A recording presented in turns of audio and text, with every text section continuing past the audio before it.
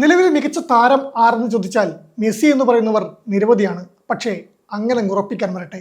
കാരണം ഈ കണക്കുകൾ നോക്കിയാൽ മെസ്സിയല്ല നിലവിൽ സൂപ്പർ താരം എന്ന് പറയേണ്ടി വരും. അത് ഫ്രഞ്ച് നായകൻ കിലിയൻ എംബാപ്പയാണ്. തോൽവി അറിയാതെ കുതിക്കുന്ന ഫ്രാൻസിന്റെ ജൈത്രയാത്രയെ മുന്നിൽ നിന്ന് നയിച്ച് ഈ 27-കാരൻ കളം നിറഞ്ഞു നിൽക്കുകയാണ്. ഏറ്റവും ഒടുവിലായി സ്വീഡനെ എതിരില്ലാത്ത 3 ഗോളിന് തോൽപ്പിച്ച് ഫ്രാൻസ് പ്രീ ക്വാർട്ടറിലേക്ക് എത്തുമ്പോൾ ഇരട്ട ഗോളുമായി ഫ്രഞ്ച് നിരയുടെ കുന്തമുനയായതും എംബാപ്പെ തന്നെ. 45-ാം മിനിറ്റിലും 74-ാം മിനിറ്റിലും വലകുലുക്കിയ എംബാപ്പെ ലോകകപ്പ് നോക്കൌട്ട് മത്സരങ്ങളിൽ കൂടുതൽ ഗോൾ നേടുന്ന താരമായും മാറി. വർഷങ്ങൾ പഴക്കമുള്ള റെക്കോർഡാണ് ഇപ്പോൾ തകർക്കപ്പെട്ടിരിക്കുന്നത്. ബ്രസീലിന്റെ റൊണാൾഡോയുടെയും ലിയോനിഡാസ് ഡി സിൽവയും 8 ഗോൾ നേടി ഈ റെക്കോർഡിൽ തുല്യത പങ്കിടുകയായിരുന്നു. ഇപ്പോഴിതാ 10 ഗോളുമായി എംബാപ്പെ ഈ റെക്കോർഡിൽ തലപ്പത്തെത്തിയിരിക്കുകയാണ്. തന്നെ 3-ാം ലോകകപ്പിലൂടെയാണ് എംബാപ്പെ ഈ നേട്ടത്തിലെത്തുന്നത്. 2018-ലാണ് എംബാപ്പെ ഫ്രാൻസിനൊപ്പം ആദ്യം ലോകകപ്പ് കളിക്കുന്നത്. ലിയോനിഡാസ് 1934-38 വർഷത്തിനിടയിലാണ് ഈ നേട്ടത്തിലെത്തിയതെങ്കിൽ 98-2002 വർഷത്തിലാണ് റൊണാൾഡോയുടെ നേട്ടം. പെലെ 7 ഗോളുകളാണ് നോക്കൌട്ടിൽ നേടിയിരിക്കുന്നത്. ലയണൽ മെസ്സിയും ക്രിസ്ത്യാനോ റൊണാൾഡോയും ഈ റെക്കോർഡിൽ ചിത്രത്തിലേ ഇല്ല. ലോകകപ്പ് ചരിത്രത്തിൽ കൂടുതൽ ഗോളുകൾ എന്ന റെക്കോർഡ് നിലവിൽ മെസ്സിയുടെ പേരിലാണ്. 19 ഗോളുകളോടെയാണ് അർജന്റീനൻ ഇതിഹാസം ഈ റെക്കോർഡിൽ തലപ്പത്ത് നിൽക്കുന്നത്. എന്നാൽ എംബാപ്പെ മെസ്സിക്ക് പിന്നാലെ തന്നെയുണ്ട്. 18 ഗോളുകൾ ഇതിനോടകം എംബാപ്പെ നേടിക്കഴിഞ്ഞു. 19 ഗോൾ നേടാൻ മെസ്സിക്ക് 6 ലോകകപ്പ് വേണ്ടി വന്നെങ്കിൽ 3-ാം ലോകകപ്പിലൂടെ തന്നെ എംബാപ്പെ മെസ്സിയോടൊപ്പം എത്തുന്നതാണ് ശ്രദ്ധേയം.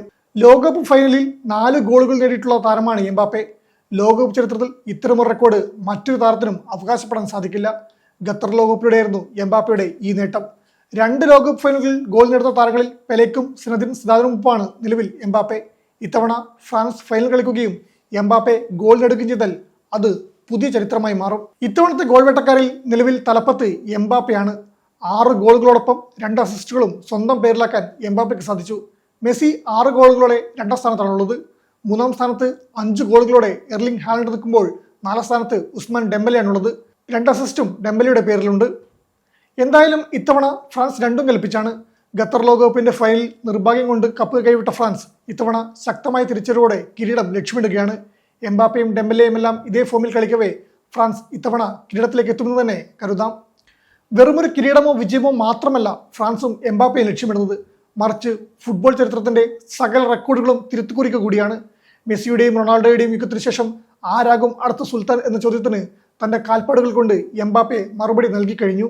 മധ്യനിരയിൽ ഡെമ്പലെയുടെ തന്ത്രങ്ങളും മുന്നേറ്റ നിരയിൽ എംബാപ്പയുടെ അസാമാന്യ വേഗവും ചേരുമ്പോൾ ഈ ഫ്രഞ്ച് പടയെ തിളക്കുകയെന്നത് ഏതൊരു പ്രതിരോധ നിരക്കും ഒരു സ്വപ്നം മാത്രമായിരിക്കും.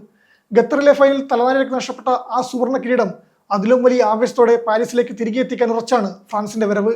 എംബാപ്പെ എന്ന ഈ ഗോൾ വേട്ടക്കാരൻ ഇതേ ഫോമിൽ മുന്നേറിയാൽ ഈ ലോകകപ്പിൽ ഫ്രാൻസിനെ തടയാൻ ആർക്കും കഴിയില്ലെന്ന് ഉറപ്പാണ്. നമുക്ക് കാത്തിരിക്കാം ആ ഫ്രഞ്ച് വിപ്ലവത്തിനായി.